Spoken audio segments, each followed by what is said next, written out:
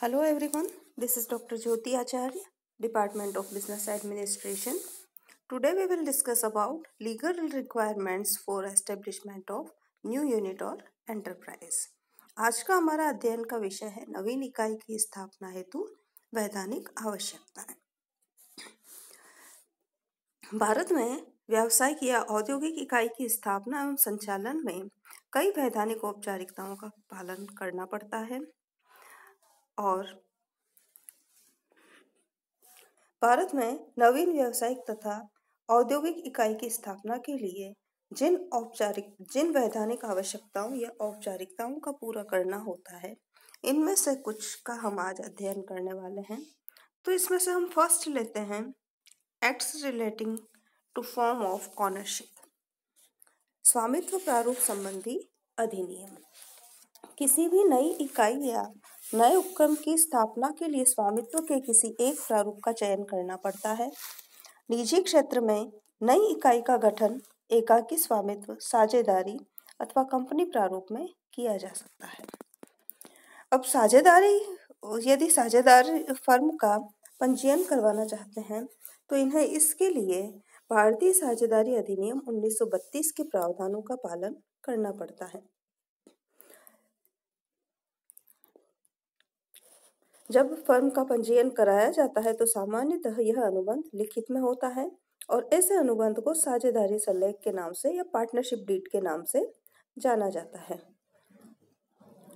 साझेदारी सल्लेख साझेदारों का यह लिखित मुद्रांक युक्त अनुबंध पत्र है जिसमें वर्णित शर्तों एवं व्यवस्थाओं के अनुसार साझेदारी संबंधों एवं व्यवसाय का नियमन होता है।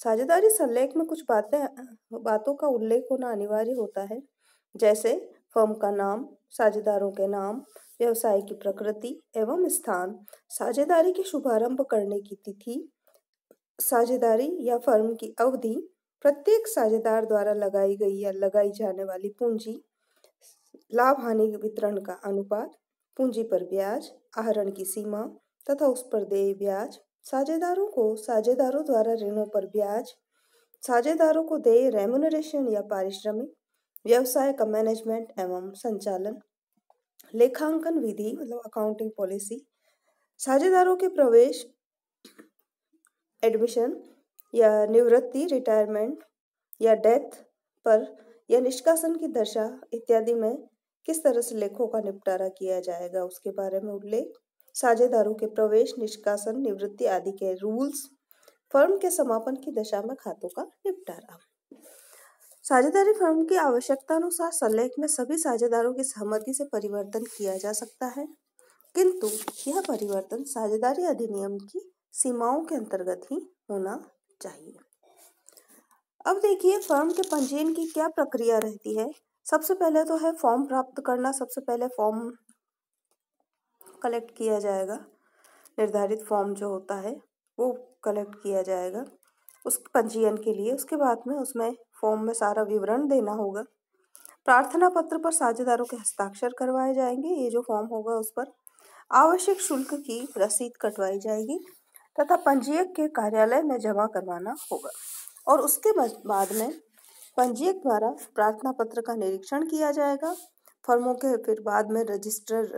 के रजिस्टर में एंट्री कर दी जाएगी और बाद में सर्टिफिकेट इश्यू कर दिया जाएगा। जब फर्मों के रजिस्टर में फर्म का नाम लिख दिया जाता है तो इस आशय का एक प्रमाण पत्र पंजीयन की प्रार्थना करने वालों को दे दिया जाता है। इस प्रमाण पत्र पर फर्मों के रजिस्ट्रार के हस्ताक्षर होना आवश्यक है। इस पर अन्य कोई भी व्यक्ति या उसका सहायक रजिस्ट्रार भी हस्ताक्षर नहीं कर सकता है। अब देखिए ये तो हो गया साझेदारी प्रारूप। अब जब कंपनी प्रारूप में कोई कंपनी का रजिस्ट्रेशन करवाया जाता है, नया उपक्रम होता है वो कंपनी प्रारूप में अगर चयन किया जाता है तो कंपनी के भी पंजीयन या समावेलन की एक प्रक्रिया होती है। उस प्रक्रिया में पंजीयन कराने के लिए रजिस्ट्रार के पास में कुछ डॉक्यूमेंट्स प्रेजेंट करने पड़ते हैं। वो डॉक्यूमेंट कौन कौन से होते हैं? पार्षद सीमा नियम, पार्षद अंतर नियम, articles of association, memorandum of association, प्रबंधकीय कर्मचारियों की नियुक्ति के अनुबंध, जो भी कॉन्टैक्ट किए जाते हैं एम्प्लॉयज़ के अपॉइंटमेंट के समय, वो वैधानिक घोषणा, लीगल डिक्लेरेशन, संचालकों की सूची, लिस्ट ऑफ डायरेक्टर्स, संचालकों की लिखित सहमति, रिटन कंसेंट ऑफ डायरेक्टर्स एवं उनकी डिटेल, योग्यता अंश लेने की प्रतिज्ञा, कंपनी के रजिस्टर्ड कार्यालय की सूचना, information about registered office of company, नाम की उपलब्धता संबंधी रजिस्ट्रार के पत्र की प्रतिलिपि,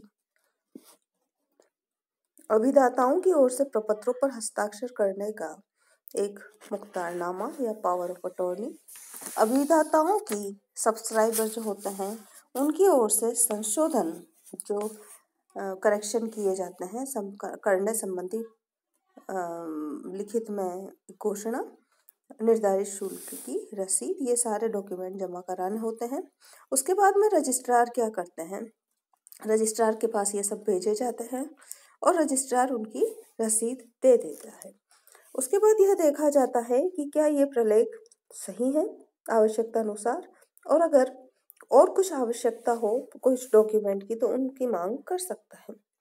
बाद में समामेलन का प्रमाण पत्र दे दिया जाता है जांच करने के बाद में, और समामेलन का प्रमाण पत्र प्राप्त करते ही कंपनी व्यवसाय प्रारंभ कर सकती है। उसके बाद में कई फॉर्मेलिटीज होती हैं। देखिए, कंपनी जो है बाद में प्रविवरण निर्गमित कर सकती है तथा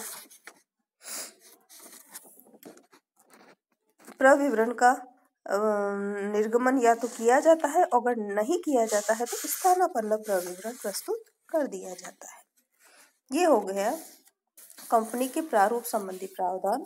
तो एक तो हमने पढ़ा साझेदारी संबंधी प्रावधान और दूसरा हमने अध्ययन किया कंपनी प्रारूप संबंधी प्रावधान।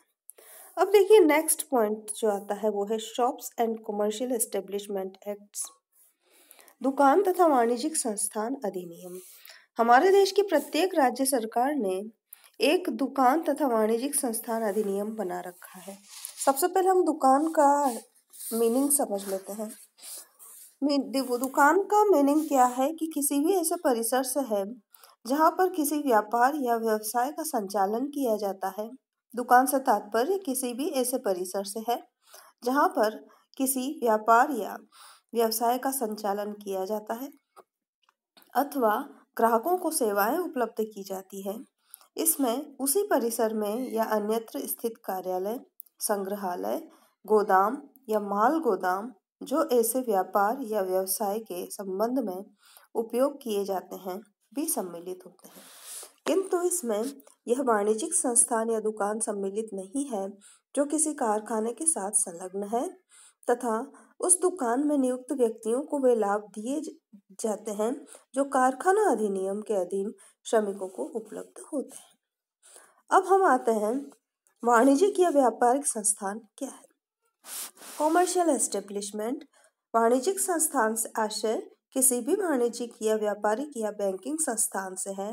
इसका आशय किसी संस्थान या प्रशासकीय सेवा से है जिसमें नियुक्त व्यक्ति मुख्य रूप से ऑफिस कार्यों में संलग्न है। इसका आशय किसी होटल, रेस्टोरेंट, भोजनालय, कैफे अथवा अन्य किसी जलपान गृह या विश्रांति गृह अथवा जनता के मनोरंजन के अन्य किसी स्थान से भी है। इसमें प्रत्येक ऐसा संस्थान सम्मिलित है जिसे राज्य सरकार गजट अधिसूचना जारी कर इस अधिनियम के उद्देश्यों के लिए उसे वाणिज्यिक संस्थान घोषित कर देती है। तो इस प्रकार दुकान तथा वाणिज्यिक संस्थान का हमने अध्ययन किया। अब देखिए इनके रजिस्ट्रेशन का क्या प्रोसीजर होता है, पंजीयन की जो प्रक्रिया होती है वो क्या होती है। सभी राज्यों में न्यूनाधिक रूप से तथा राजस्थान राज्य में कुछ प्रक्रिया का पालन किया जाता है। उसमें सबसे पहले निर्धारित प्रारूप में एक विवरण तैयार किया जाता है संस्थान के पंजीयन के लिए, और इस विवरण में कुछ बातों का उल्लेख किया जाता है। वो है सेवायोजक तथा प्रबंधक यदि है तो उसका नाम, संस्थान का डाक का पता, संस्थान का नाम यदि है तो, तथा अन्य बातें जो निर्धारित की जाए। बाद में शपथ पत्र प्रस्तुत करना शपथ पत्र तैयार करना होता है। ये कौन करेगा? दुकान या संस्थान के स्वामी को तैयार करना पड़ता है। और इस शपथ पत्र में उसे अपने संस्थान के प्रारंभ होने, दुकान के भवन के संबंध में, कर्मचारियों की संख्या के संबंध में, दुकान में कोई साझेदार हो तो उसी के संबंध में कुछ बातों की शपथपूर्ण घोषणा की जाती है। ऐसा शपथ पत्र स्टाम्प पेपर पर होता है। उसके बाद 30 दिनों में निरीक्षक को ये सारा विवरण प्रस्तुत कर दिया जाता है और कुछ फीस या शुल्क जमा कराया जाता है। निरीक्षक द्वारा इस पूरे स्टेटमेंट या डिटेल इसके विवरण की पूरी जांच की जाती है और अगर निरीक्षक संतुष्ट हो जाता है तो रजिस्ट्रेशन कर देता है और एक पंजीयन प्रमाण पत्र जारी कर देता है। प्रमाण पत्र को विशिष्ट रूप से प्रदर्शित किया जाता है तथा किसी भी पंजीयन प्रमाण पत्र की वैधता उस वर्ष की 31 दिसंबर तक होती है जिस वर्ष के लिए वह प्रमाण पत्र जारी किया जाता है। अब लेते हैं हम नेक्स्ट जो है फैक्ट्रीज एक्ट। यदि नवीन उपक्रम या इकाई द्वारा कोई कारखाना स्थापित किया जाने वाला है तो उसका पंजीयन कारखाना अधिनियम 1948 के अधीन करवाया जाता है। सबसे पहले हम कारखाना किसे कहते हैं इसके बारे में समझ लेते हैं।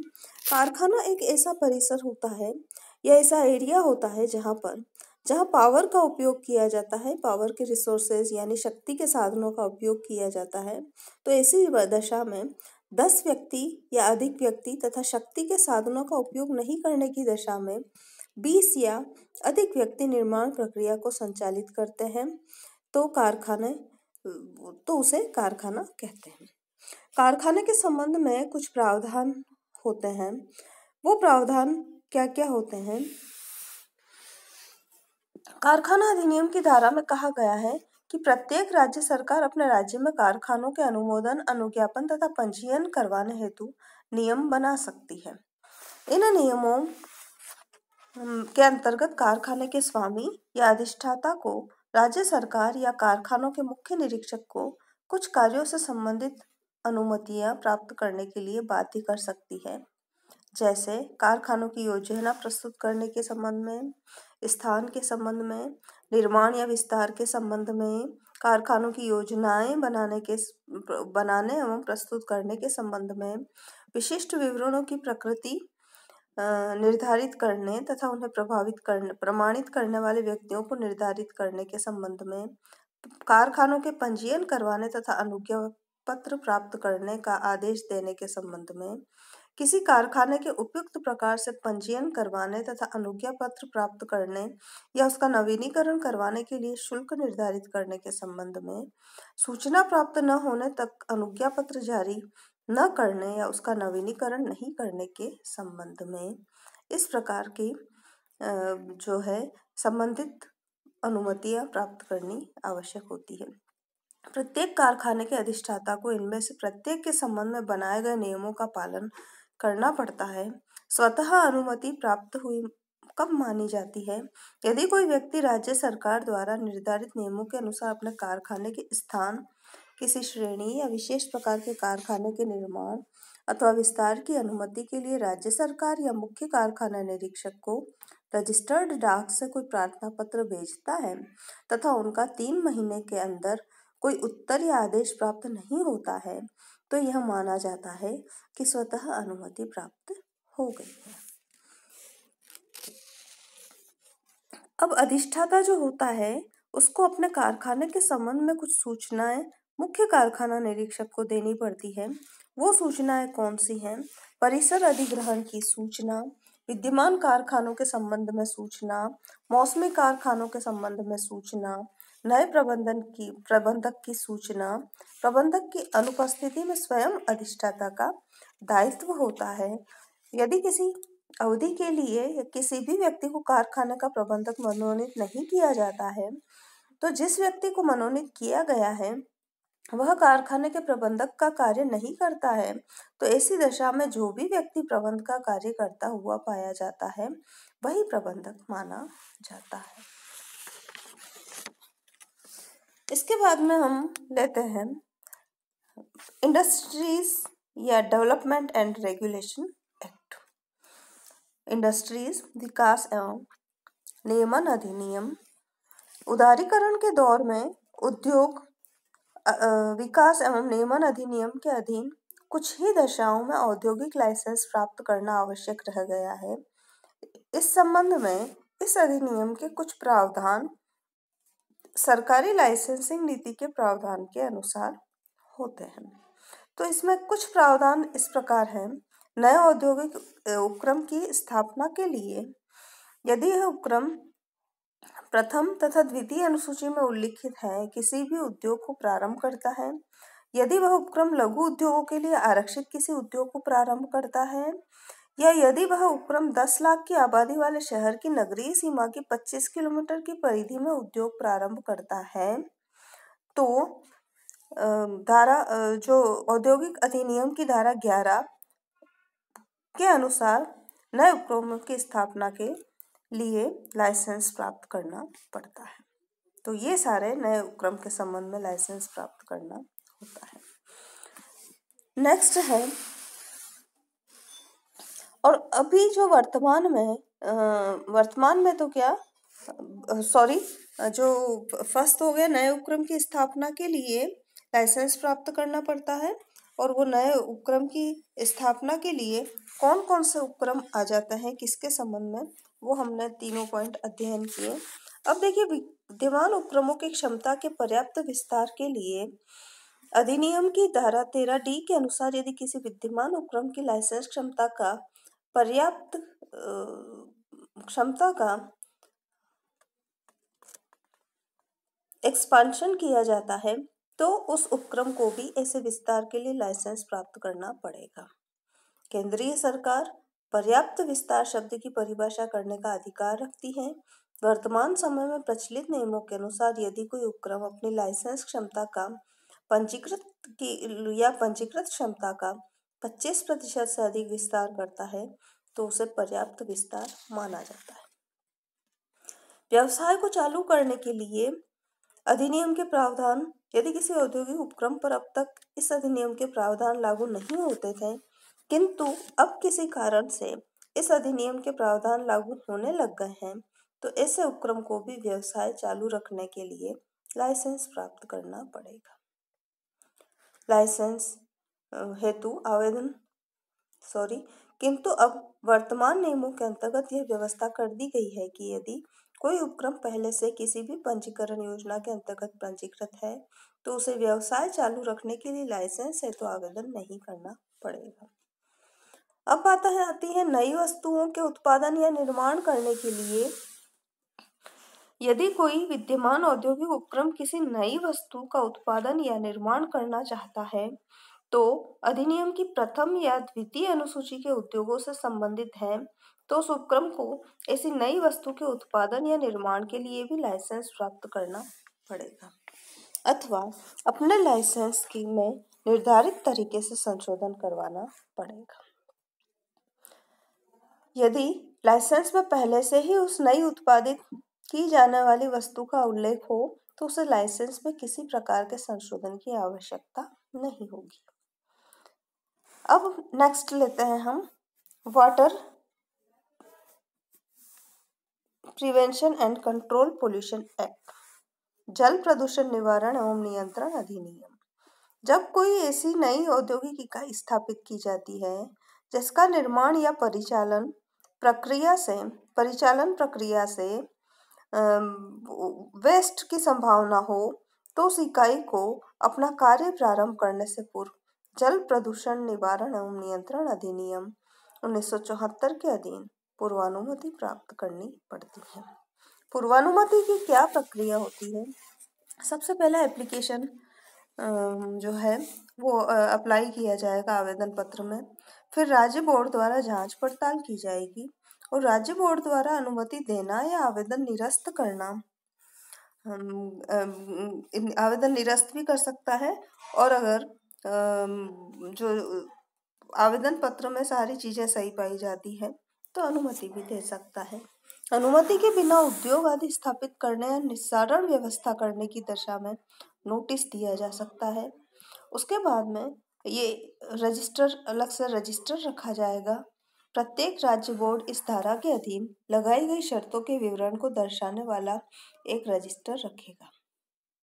आवेदन के 4 महीनों बाद स्वतः अनुमति मिल जाती है। अगर अनुमति के लिए आवेदन किया है तो राज्य बोर्ड ने 4 महीनों में उस आवेदन को न तो स्वीकार किया है और न अस्वीकार, तो 4 महीनों के बाद स्वतः ही बिना शर्त अनुमति दी गई मान ली जाती है। और यदि कोई व्यक्ति किसी प्रतिष्ठान, निकास या निस्तारण व्यवस्था से बोर्ड को अपने कार्यों को पूरा करने के लिए नमूने लेने देने की शर्त को स्वीकार नहीं करता है, तो बोर्ड उस प्रतिष्ठान या निकाय या निस्तारण व्यवस्था की अनुमति नहीं देगा। अब नेक्स्ट आता है air prevention and control of pollution, वायु प्रदूषण निवारण एवं नियंत्रण अधिनियम। यदि किसी नई इकाई के संयंत्र के उपयोग से वायु प्रदूषण की संभावना हो तो उस इकाई को ऐसे संयंत्र के उपयोग की वायु प्रदूषण निवारण एवं नियंत्रण अधिनियम 1981 के अधीन अनुमति प्राप्त करनी होती है। इस संबंध में इस अधिनियम के प्रमुख प्रावधान होते हैं और उन प्रावधानों को पालन करना आवश्यक होता है। लास्ट में लेते हैं हम कॉमर्शियल टैक्सेस एक्ट, वाणिज्यिक कर अधिनियम। भारत में वाणिज्यिक कर अधिनियम 2 स्तरों पर बनाए गए हैं, केंद्रीय स्तर पर तथा राज्य स्तर पर। केंद्रीय स्तर पर केंद्र वाणिज्यिक कर अधिनियम है। इस अधिनियम के प्रावधान उन इकाइयों पर लागू होते हैं जो अंतरराष्ट्रीय व्यापार करते हैं, और राज्य स्तर पर प्रत्येक राज्य का पृथक वाणिज्यिक कर अधिनियम है। वर्तमान में